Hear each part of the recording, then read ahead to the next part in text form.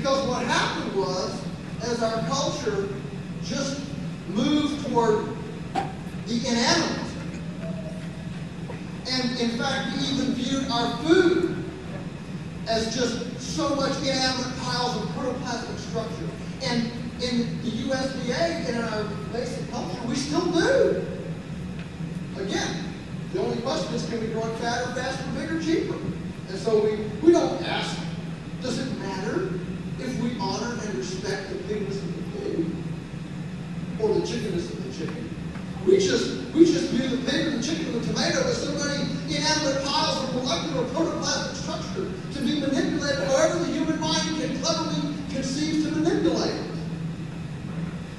I would suggest to you that a culture that views its life from that type of manipulative, egocentric perspective will certainly view its citizens the same way. And other cultures.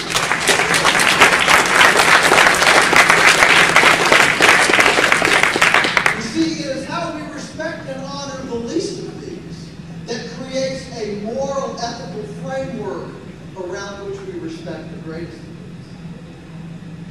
And so it's in honoring and respecting the pigness of the pig and the tomato-ness of the tomato that we create the cultural high ground. So healing our soul is what this is all about. It's back to finding meaning with our food. It's indeed rediscovering our dinner dance partner that we've been yearning to find. And what tonight represents is producers and eaters, all of us eaters, coming together to pay homage and respect to this wonderful dance partner that we have in our genetic makeup, that we want to be a part of. And we've lost the relationship with through SKU numbers and barcodes and plastic packaging. Well, so we got to have a local food system. The local food system then has to be scalable. We've got to deal with food clusters. We've got to deal with more plates locally. We've got to deal with the 6 pieces of a whole for success. Let me give it to you very quickly. And this is what you'll be working on in the next couple of months. We've got to work on the 6 parts of a local food system, and that is production. Somebody's got to produce it. Processing. You know, very few people want to get a chicken, a real chicken, for dinner. In fact, a lot of our customers now, they don't realize that the chicken has any bones in it.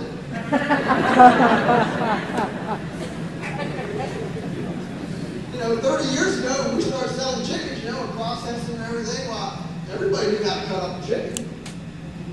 Well, I was up making a delivery to one of our buying clubs a couple of weeks ago. A lady came out, you know, very timidly. She kind of waited until the crowd dispelled. She came to me, one of my customers, and she said, how do you make a hamburger? I said, no, my husband and I have been vegetarians for a long time, and now we found we can save the planet by eating, you know, grass-based livestock. We love vegetarians. One of the favorite things we do is go to food fairs and cook sausages and give them to children who are vegetarians.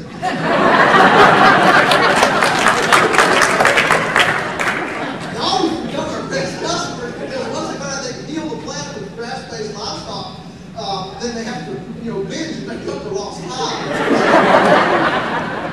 We love our vegetarians. But we've been vegetarians for a long time, and he knows a hamburger, but I don't know how to make one. So, yeah, we've got to deal with some processing issues. We've got to market this stuff. Somebody's got to be a marketer, you know. Somebody in the organization's got to be a gregarious storyteller schmoozer. Guess who that is in my house? Somebody's got to do the accounting. You know, at the end of the day, somebody's got to balance a checkbook. Boy, all of us love to go out and ride on the tractor, but who's going to balance a checkbook? Somebody's got to do that.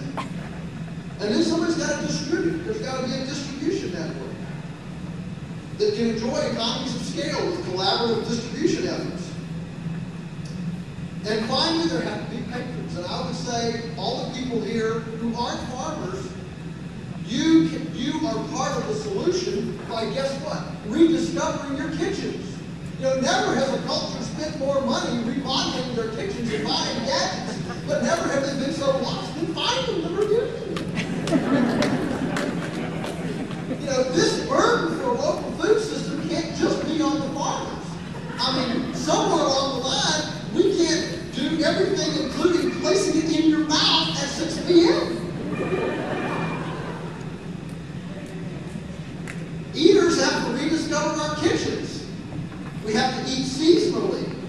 We might have to eat plain. You know, I was doing a radio show up in Vermont a couple of months ago, back up in March, and the radio show host was complaining at the price of, so I went down to organic corn. Well, he was wanting fresh ear corn. He said organic corn was $1.69 an ear, and regular was 89 cents an ear. How in the world could you justify $1.69 an ear for organic compared to the other? I just said, that's not the point. The point is, why do you need fresh ear corn in Vermont in March? Why didn't you go down to the farmer's market or your neighbors or your CSA or your roadside stand and buy all the Vermont corn that was being sold in 1st of September and parch it, can it, or freeze it and enjoy that in March? See, that's the question. And so all of us need to come together as a team to appreciate what it will take to make the local food system work. So as we look at all the things that we can eat on one plate at a time, the things that we can do daily and corporately, privately and governmentally, the question is, are we up to the challenge? Yes, I hope we are. See, millions of folks are really wanting an alternative to Walmart. They really do.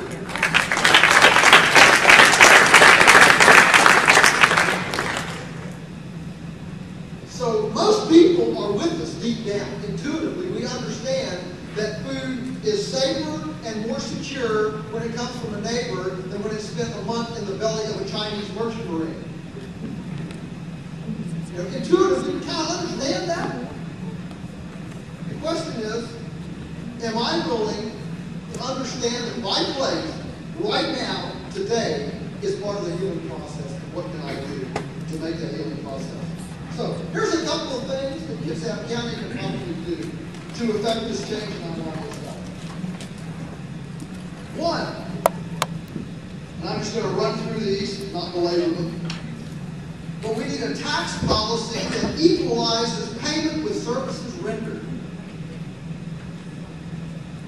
so that the farmers don't subsidize the residences for services rendered.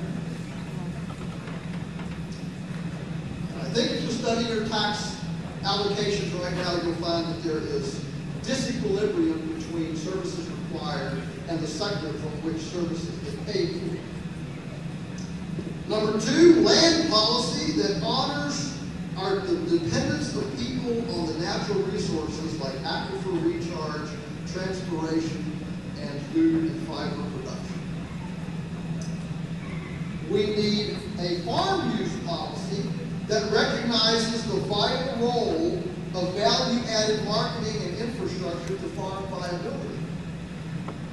So that if somebody wants to install a bathroom for customers who come and buy at their farm, they don't have to open Pandora's box of bureaucracy just to put in a toilet. I mean, we don't have any problem with a feedlot of cows out here pooping in millions of pounds of stuff in a concentrated area. But boy, don't let one person take a pee. That might just fix it. Number four, we need a food policy that values, food policy that values the community security and safety inherent in transparent local relationships between producer and player. You know, most of the food safety laws that we have were developed because of the opaqueness of this disconnect in our food system.